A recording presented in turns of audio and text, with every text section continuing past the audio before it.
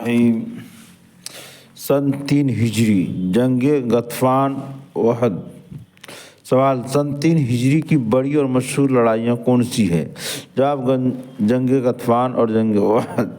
सवाल, जंग गतफान किसी हमला का जवाब था या हुजूर सल्लल्लाहु अलैहि वसल्लम की तरफ से हमला? जवाब, हमला का जवाब था। सवाल, हमला किसने किया था? जवाब, दुसूर ने। सवाल, दुसूर कौन था और गतफान किससे कहते हैं? जवाब, दुसूर एक शख्स का नाम है जिसके बाप का नाम हारिसा, कबीला बनी मुहारिब का रहने वाला, और गतफान एक कबीला का नाम है। सवाल, ये हमला क्यों हुआ और कहाँ, और हुजूर सल्लल्लाहु अलैहि वसल्लम ने उसके जवाब में क्या किया और नतीजा क्या हुआ?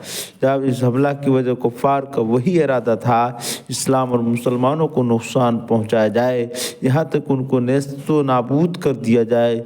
इस इरादे को बदर की फतह ने और भी ज़्यादा मजबूत और चुस्त कर दिया था।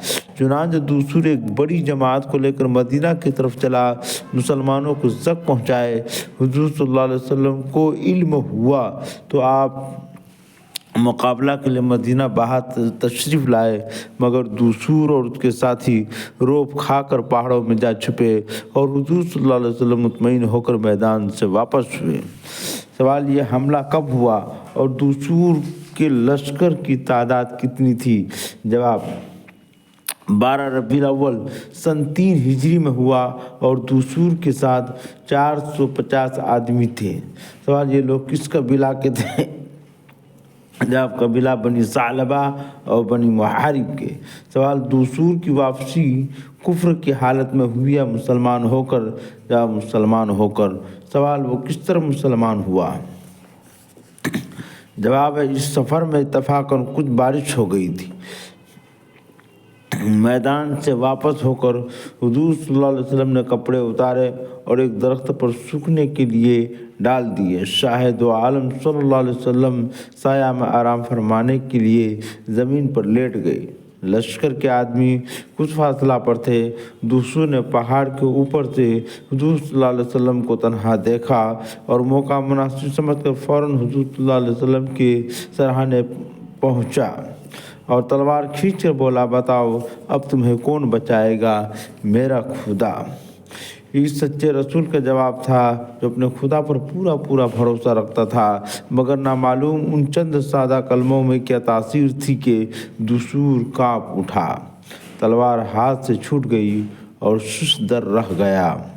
सवाल, हुजूर सल्लल्लाहु अलैहि वसल्लम ने तलवार हाथ में उठा ली और फरमाया, बताओ तुम्हें कौन बचाएगा? दुसूर खामोश था क्योंकि उसका भरोसा ज़ाहिरी ताकत पर था। वो खुदा को न पहचानता था। अब वो कुफ्र की आजिज़ी और बेचारगी को महसूस कर रहा था।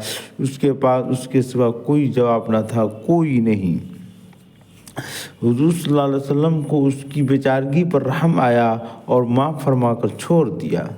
इस सच्चाई और सच्चे भरोसे का उस पर इतना असर हुआ कि न सिर्फ वो खुद मुसलमान हो गया बल्कि अपनी कौम के लिए इस्लाम का ज़बरदस्त मुबल्लिग बन गया। ये थे अखलाक इस मुक़द्दस रसूल सल्लल्लाहु अलैहि वसल्लम की जो शरीफाना अखलाक को मुकम्मल करने के लिए आया था। सन 3 हिजरी में दुसूर ने मुहारिब और बनु सालबा के कबीलों से 450 आदमी लेकर मदीना पर चढ़ाई कर दी। हुजूर सल्लल्लाहु अलैहि वसल्लम उसके मुकाबला के लिए बाहर तशरीफ़ लाए तो वो पहाड़ों में छुप गए। हुजूर सल्लल्लाहु अलैहि वसल्लम कामयाबी के साथ वापस हुए। हुजूर सल्लल्लाहु अलैहि वसल्लम के अखलाक का दुसूर पर ऐसा असर हुआ कि वो मुसलमान होकर वापस हुआ और फिर इस्लाम की तबलीग करता रहा। और दुसूर हमेशा इस्लाम की तबलीग करता रहा। ये अखलाक का बहुत बड़ा नमूना है कि हुजूर सल्लल्लाहु अलैहि वसल्लम अपने दुश्मन से भी जल्दी बदला नहीं लेते थे, क्योंकि दुसूर खुद हुजूर पाक सल्लल्लाहु अलैहि वसल्लम को से लड़ने के लिए, उनके मुसलमानों से लड़ने के लिए गया था, लेकिन फिर भी वो अपने मकसद में कामयाब नहीं रहा। वो खुद इस्लाम में दाखिल हो गया।